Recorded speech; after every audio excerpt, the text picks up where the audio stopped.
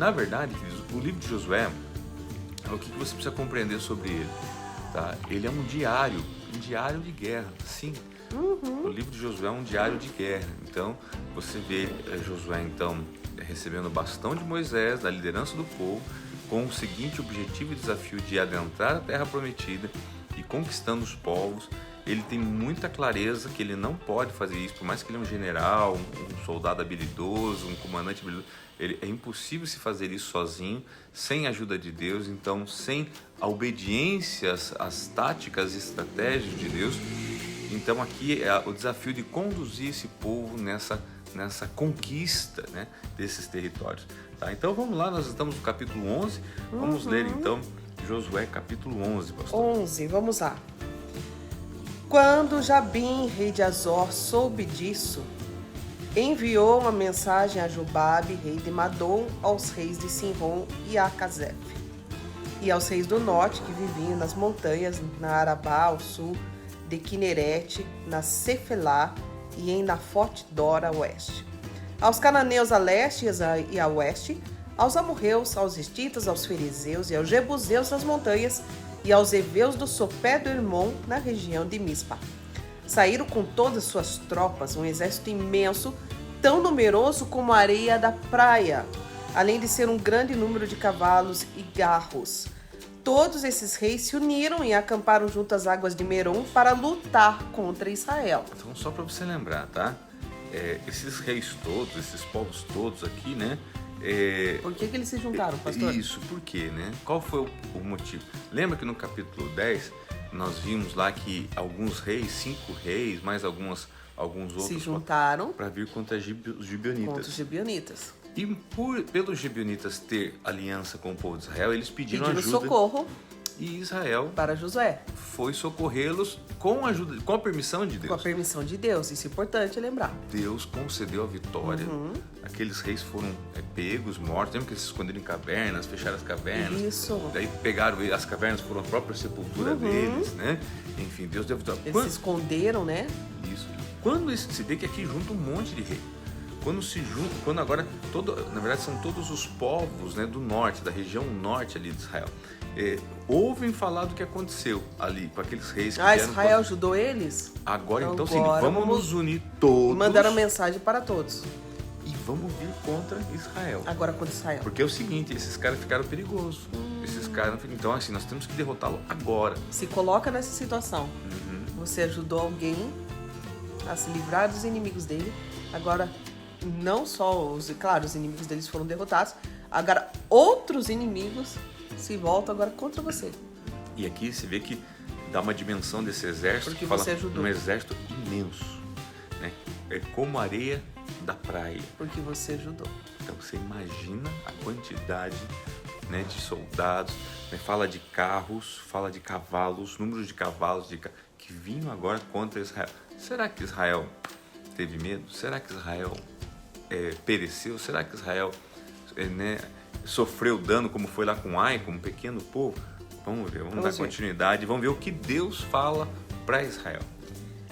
Versículo 6. E o Senhor disse a Josué: não tenha medo deles, porque amanhã a esta hora os entregarei todos mortos a Israel. A você cabe cortar os tendões dos cavalos deles e queimar os seus carros. Olha só. Já pensou? Josué e todo o seu exército os surpreenderam junto às águas de Merom e os atacaram. E o Senhor os entregou nas mãos de Israel, que os derrotou e os perseguiu até Sidom, a grande, até Misrefote-Maim, até o vale de Mispa a leste. Eles os mataram sem deixar sobrevivente algum. Josué os tratou como o Senhor lhe tinha ordenado, cortou os tendões dos seus cavalos e queimou os seus carros. Na mesma ocasião, Josué voltou, conquistou Azor e matou seu rei à espada. Azor tinha sido a capital de todos esses reinos. Matou à espada todos que nela estavam. Exterminou-os totalmente sem poupar nada que respirasse e incendiou Azor. Josué conquistou todas essas cidades e matou à espada os reis que as governavam. Destruiu-as totalmente como Moisés, servo do Senhor, tinha ordenado. Contudo, Israel não incendiou nenhuma das cidades construídas nas colinas com exceção de Azor, que Josué incendiou. Os israelitas tomaram posse de todos os despojos dos animais dessas cidades, mas mataram todo o povo à espada, até exterminá-lo completamente sem poupar ninguém. Tudo que o Senhor tinha ordenado ao seu servo Moisés, Moisés ordenou a Josué, e Josué obedeceu, sem deixar de cumprir nada de tudo que o Senhor tinha ordenado a Moisés. Aqui eu quero só chamar a atenção no versículo 15, porque você vê então que vem uma matança, né, um cumprimento ali de várias guerras e mortes, e Josué vencendo, né, e matando, destruindo e queimando Azor, não queimando outras cidades. O verso 15 então deixa bem claro ali o objetivo que ele tinha, né, e ele estava seguindo uma diretriz, né. Então tudo que o Senhor tinha ordenado ao seu servo Moisés, então não era algo novo ali, né, já tinha sido dado a Moisés, né? Moisés ordenou a Josué. Então, Josué só estava aqui cumprindo, né, uma agenda, pode-se dizer, né?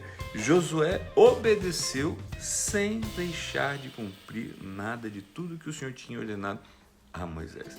Então, você veja que a tarefa dele aqui não era vencer os inimigos. A tarefa de Josué era obedecer às ordens de Deus. As ordens de Deus, ok? É muito importante isso, porque ele não estava, né, aqui vencendo batalhas, ele estava cumprindo, né, o que Deus tinha mandado, tá bom? Vamos lá. Assim, Josué conquistou toda aquela terra, a Serra Central, todo o Negueb, toda a região de Gósen, a Cefilá, a Arabá e os montes de Israel e suas planícies, desde o Monte Alaque, que se ergue na direção de Seir, até o Baal-Gade, no Vale do Líbano, no sopé do Monte Hermon. Ele capturou todos os seus reis e os matou. Josué guerreou contra todos esses reis por muito tempo. Com exceção dos heveus que viviam em Gibeon, nenhuma cidade fez a paz com os israelitas, que a todos conquistou em combate. Pois foi o próprio Senhor que lhes endureceu o coração para guerrearem contra Israel, para que ele os destruísse totalmente, exterminando-os sem misericórdia, como o Senhor tinha ordenado Moisés. Naquela ocasião, Josué exterminou os Enaquins dos montes de Hebron, de Debir e de Anabe, de todos os montes de Judá e de Israel. Josué destruiu-os totalmente e também as suas cidades. Nenhum Enaquim foi deixado vivo no território israelita. Somente em Gaza, em Gate e em Asdod é que alguns sobreviveram.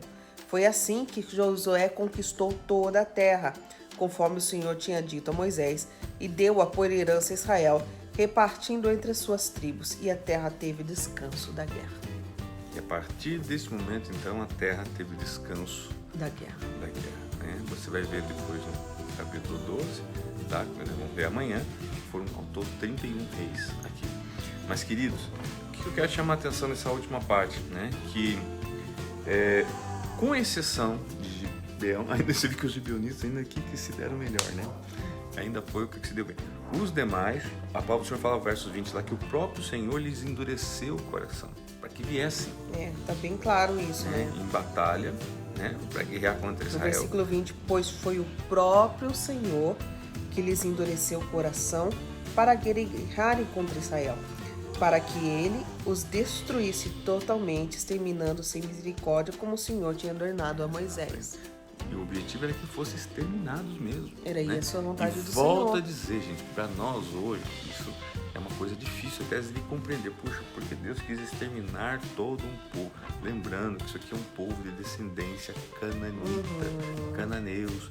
E as práticas desse povo eram práticas que Deus eram repugnantes a Deus, que envolviam o sacrifício de criança, Moloque, envolviam, né, as perversões das mudanças de natureza e gênero, tá? Por isso que o que mais assusta, gente, né, hoje em dia não é essa coisa, essa briga pelo gênero, não sei o quê, é a gente que tem o conhecimento bíblico ver o retorno desta visão ou desse espírito cananeu tentando novamente vir e dominar, e pasme, dominando as nações. Porque nós não estamos falando de uma coisa localizada no Brasil, né, em um ou dois países, nós estamos vendo algo, né, dominando o mundo, tá? Mesmo a gente fala aqui da sacrifício de criança. Não, mas pastor, aonde que está sendo feito o sacrifício de criança? Gente, aborto. é sacrifício de criança. Isso aqui é o moderno, né? Aborto é sacrifício de criança. Não é o sacrifício primitivo, mas Exatamente. é o moderno. É um sacrifício a Moloque, tá? Não vou entrar nem nesse mérito, a gente poderia falar aqui, né, sobre isso, tá? Então, queridos, e aqui também eles citam o quê? Eles podem ver que ele faz alguns versículos só citando sobre os Enaquins. Quem eram os Enaquins? Eram os gigantes. Eram os gigantes, eu lembrei disso. Né? Eram gigantes, tá? Lembrando que Golias, né? Golias, dizem que o Golias tinha 2,90 metros e não era o maior. Não. Porque tinha uma cama dele tinha era 3,80, quase 4 metros. Né? Então você imagina, gente. É difícil a gente imaginar que existia uma pessoa com quase 4 metros de altura. Então, gigante mesmo, né? Gigante mesmo. Tá? Ainda que eu escutei um comentarista falar assim, que interessante isso, né? E isso vale para a nossa vida, porque às vezes a gente tem tanto medo dos gigantes que se levantam contra nós. E o comentarista que eu li, ele disse assim, gente, aprenda uma coisa, eles eram grandes, mas eles não eram ágeis. Eles tinham tamanho, mas eles não tinham agilidade. Então, veja bem, eles tinham o pessoal tinha medo da altura, tinha medo, imagina, da largura, mas eles não tinham destreza, eles não tinham. Por isso que um Davizinho ali, acho que ficava correndo em volta de Golias, e Golias não conseguia sequer meio que virar no seu próprio corpo, né? Então, isso significa o quê, queridos? Né? Que muitos gigantes vão se levantar. Ratinho, né? É bem isso. Muitos gigantes vão se levantar contra você, mas você tem a agilidade do Espírito Santo. Exatamente. Aí você se sente pequeno. E por que a Bíblia fala assim? Quando você é fraco, aí que você é forte. Porque você está no poder do Espírito Santo, na agilidade do Espírito Santo, na velocidade do Espírito Santo. Receba isso no teu espírito nesta manhã, né? E ficamos aqui, né? Encerramos com: e a terra teve descanso da guerra. Pelo menos por um momento, por um tempo, né? Depois à frente você vai ver que há algumas situações, mas pelo menos por um tempo aqui, né, houve descanso. Voltando ao versículo 15 que diz: tudo que o Senhor tinha ordenado ao seu servo Moisés. Moisés ordenou a Josué, e Josué obedeceu sem deixar de cumprir nada de tudo que o Senhor tinha ordenado a Moisés. Aquela questão assim, nosso cuidado tem que ser cumprir aquilo que o Senhor nos pede. Só que para cumprir o que o Senhor nos pede, nós temos que ter ouvidos espirituais, entendeu? Para entender aquilo que o Senhor está querendo, né? Porque hoje mal nós estamos ouvindo aquilo que o Senhor quer.